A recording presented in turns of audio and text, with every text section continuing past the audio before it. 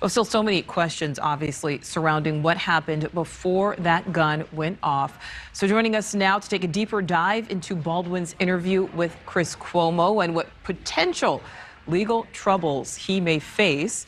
We're joined by legal analyst Emily Baker. Emily, thanks so much for being here again.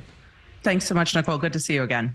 All right, so yesterday I asked you, what you expected to hear. You said you were surprised that he was actually speaking out at all because this is an ongoing investigation. So did Baldwin say anything in that interview you think may have impacted the case either positively or negatively?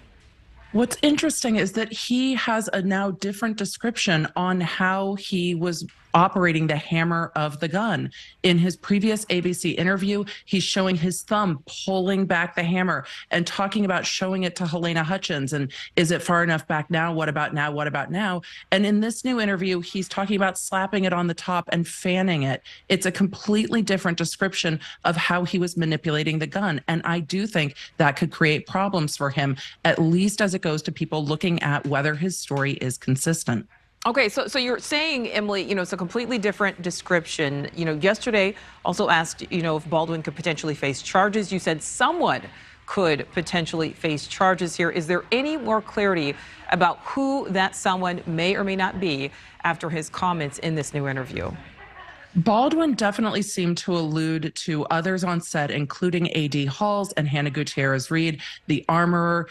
And, I'm a former prosecutor. So when I'm looking at this, I am careful to know that these are prosecutorial decisions that will be made in New Mexico. However, you've got the prop individual, Seth Kinney, who provided the rounds to the set that day based on Hannah Gutierrez-Reed's lawsuit. You've got Hannah Gutierrez-Reed, who's responsible for operating the gun. And then you have A.D. Halls, who rendered or said that the gun was safe, handed it to Baldwin, and could also be responsible. So you have an entire chain of custody of not just the bullet, but potentially the gun, where there could be criminal liability. Because again, in New Mexico, you're going to be looking for criminal negligence. And Baldwin said in this interview, at least 2 people were negligent. It seemed clear to me that he was alluding to Hannah Gutierrez-Reed and to A.D. Dave Halls. Interesting. Okay, but not to himself there. All right, Emily. Again, yesterday you said you still had a lot of unanswered questions. Do you feel that Alec Baldwin answered any of those questions or maybe clarified things a bit more?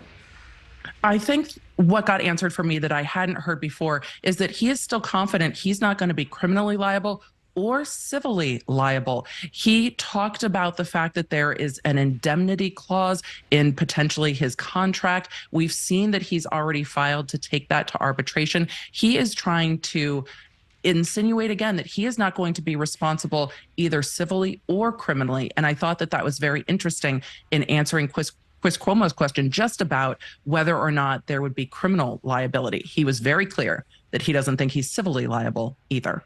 All right, legal analyst Emily D. Baker, thank you so much again for your time.